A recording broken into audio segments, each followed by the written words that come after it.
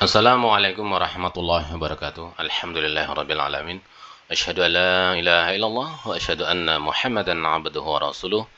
Allahumma shalli ala sayyidina Muhammadin wa ala alihi washabihi ajma'in. Amma ba'du. Alhamdulillahirabbil alamin. Pada kesempatan kali ini kita akan mencoba belajar bersama-sama tentang uh, usul tafsir ya. Usul tafsir, apa itu usul tafsir?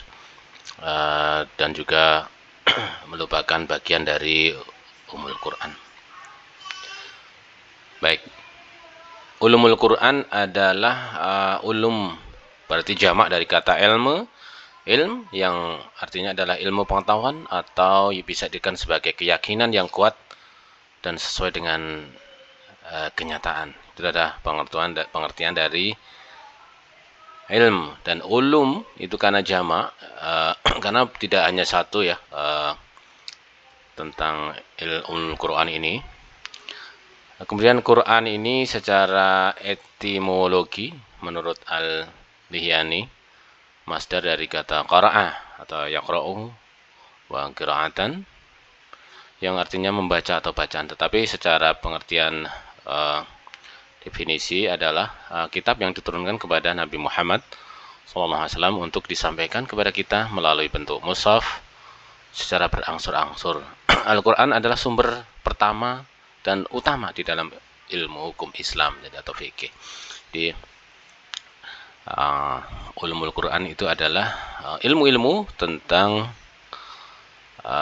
pengetahuan tentang Al-Quran, yaitu ada ilmu tajwid, kemudian ilmu tafsir, ilmu asbabun nuzul, ilmu qiraat, ilmu makki madani, ilmu nasak dan masukh, dan juga ilmu ilal, ilmu mantik. Nah, itu adalah bagian dari ulumul Quran. Baik, kita sekarang ada fokus kepada usul tafsir atau ilmu tafsir. Baik, untuk makna usul tafsir ada dua kata. Yang pertama, usul merupakan jamak dari kata asl yang berarti kata akar atau bisa diartikan sebagai pondasi, dasar, pondasi atau dasar, usul, dasar, bisa akar atau bisa pondasi, jadi merupakan landasan atau dasar. Kemudian usul juga ditemukan di dalam istilah lain seperti usul fikih dan usul hadis. Nah, kemudian untuk tafsir sendiri berasal dari kata fasara, berarti menjelaskan, menafsirkan atau menguraikan. Jadi berasal dari fasara. Secara definisi teknis, tafsir merupakan cabang ilmu yang mempelajari Al-Quran. Jadi cabang tadi ulumul Quran dengan tujuan untuk memahami makna firman Allah secara mendalam menggunakan metode dan pendekatan yang sebaik-baiknya sesuai dengan kemampuan manusia. Ya, tafsir mencakup analisis linguistik, historis, kontekstual untuk menggali pesan dan ajaran yang terkandung dalam setiap ayat. Jadi definisi ini adalah menekankan tujuan dan metode yang digunakan dalam tafsir dalam memahami Al-Quran. Nah, sementara itu pandangan orang Barat bahwa mereka hanya menyatakan tafsir itu sebagai cabang ilmu aja yang menganalisis penafsiran, yang saat itu yang sangat intensif dikembangkan di Barat. Jadi hanya menyatakan sebagai cabang ilmu yang menganalisis saja penafsiran. Nah, proses ini melibatkan analisis bahasa, sejarah, budaya yang relevan untuk memahami pesan yang terkandung dalam teks saja, hanya sebatas itu. Nah, sementara dalam Islam itu ada syarat-syarat khusus untuk menafsirkan. Tidak sembarangan orang bisa menafsirkan, baik itu secara individu maupun secara berkelompok atau bersama-sama beberapa orang yang ahli. Jadi ada syarat baik secara individu maupun secara berkelompok. Secara individu tentu yang pertama beragama Islam ya, akidahnya, kemudian hafal Al-Quran, kemudian ahli hadis, ahli bahasa atau balaghah, kemudian ahli sejarah, syurah, kemudian tarikh, kemudian serta keilmuan pendukung lainnya. Jadi tidak sebatas itu, tapi ada beberapa penambahan. Juga secara berkelompok atau berdasarkan isma seperti lembaga fatwa atau organisasi keagamaan bisa, yaitu dengan mendatangkan para pakar ahli Quran, ahli hadis, ahli bahasa, balaghah, ahli sejarah dan keilmuan pendukung lainnya. Jadi bisa secara individu menafsirkan Al-Quran, tetapi syarat-syaratnya adalah sangat ketat. Nah, seorang mufasir itu yang pertama tentu dia bisa bahasa Arab, ngerti arti kata, nahwu, syaraf, kemudian balaghah, kemudian tahu usul fikih, kemudian tauhidnya bagaimana, tauhid Islam ya, akidah Islamiyah bagaimana. Nah, tadi harus beragama Islam dan juga tauhid yang benar. Kemudian mengetahui tentang asbabun nuzul, sebab-sebab turunnya Al-Quran. Kemudian juga mengetahui tentang kisah Al-Quran, dan baik itu kisah-kisah terdahulu, kemudian juga tentang bagaimana Al-Quran itu diturunkan. Kemudian mengetahui tentang nasak dan mansukh, yaitu pembatalan dan yang dibatalkan, ayat-ayat yang dibatalkan dan pembatalan tentang ayat. Kemudian tahu tentang ilmu hadis, kemudian juga mengetahui tentang asar atau penjelasan dari para sahabat. Kemudian tentu dia juga ahli fikih ya, hukum Islam. Kemudian mengetahui tentang sejarah adat istiadat ketika diturunkan Al-Quran. Kemudian juga tahu tentang tarikh sejarah Islam ya, baik itu masa setelah Nabi ataukah pada saat sebelum. Kemudian juga dikarunia pengetahuan dari ilahi. Ini khusus, ini dikarunia adalah pengetahuan ilahiyah. Nah, kemudian bagaimana metode dalam menafsirkan Al-Quran? Ini ada untuk berdasarkan sumbernya, sumber tafsir, sumber dari penafsiran itu ya, itu bisa dengan maksur dan dengan ra'yi, atau yang maksur itu dengan riwayat atau disebut sebagai nakal atau kutipan. Sedangkan birra'yi adalah menurut pendapat atau berdasarkan akal. Jadi untuk riwayat ini ada rawinya atau bersanad. Kemudian ra'yi ini berpendapat, akal. Untuk berdasarkan cara menafsirkan itu bisa menggunakan tahlili, maudhu'i, ijmali atau muqaran. Baik, untuk tafsir bil ma'sur atau dengan riwayah, tafsir yang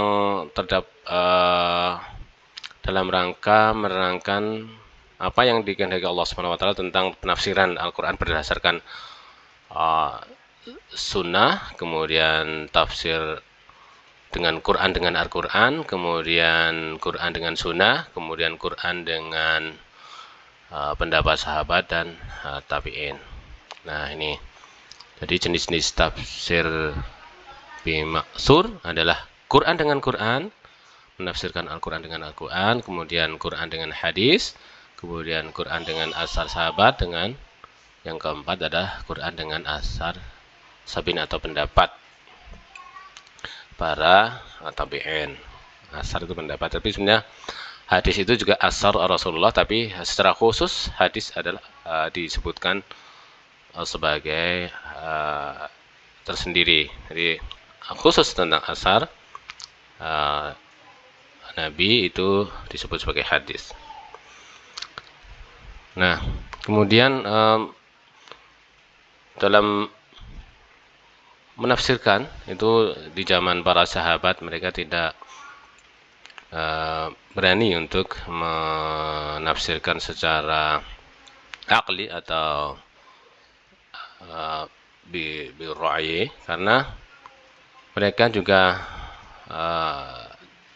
takut akan berbicara dengan nama Allah tanpa bukti. Jadi kemudian ya mereka kemudian cenderung untuk berdasarkan riwayat. Kemudian saat sahabat itu juga agama lebih pada praktik daripada teori, jadi langsung dipraktekkan. Jadi kemudian saat Rasulullah masih hidup, jadi para sahabat itu bisa menanyakan langsung kepada Rasulullah ketika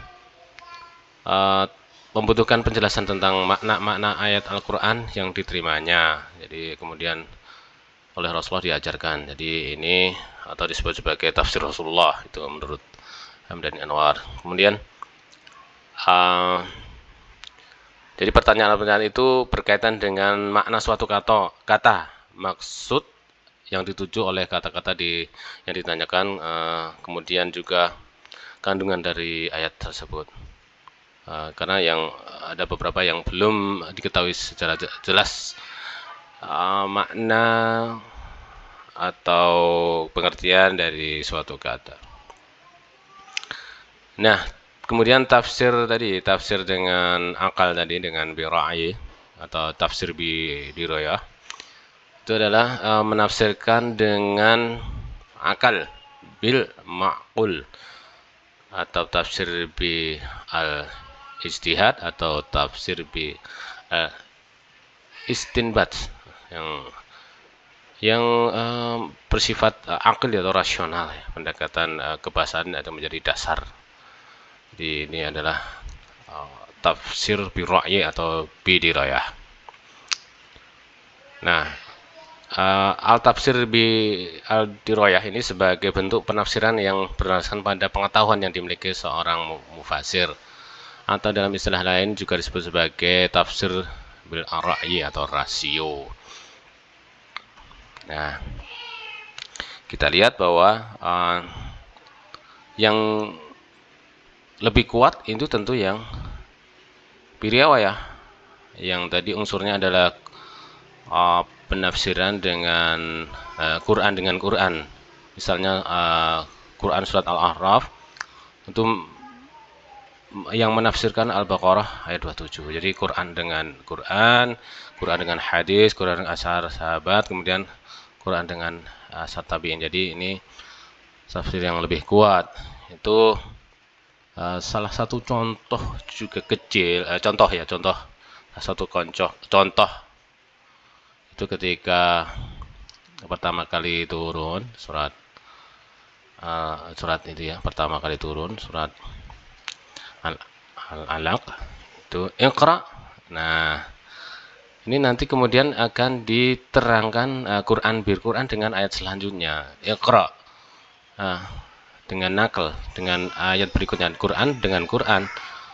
Sementara Rasulullah sendiri kan menafsirkan atau bira'id dengan Iqra itu kan ma'ana biqarik, tidak bisa bertanya, tetapi kemudian ditafsirkan dengan Al-Quran, bahwa membaca itu bagaimana, itu kan di ayat selanjutnya. Itu adalah salah satu contoh bahwa tafsir bira'ah ini adalah lebih kuat. Oke, terima kasih. Assalamualaikum warahmatullahi wabarakatuh.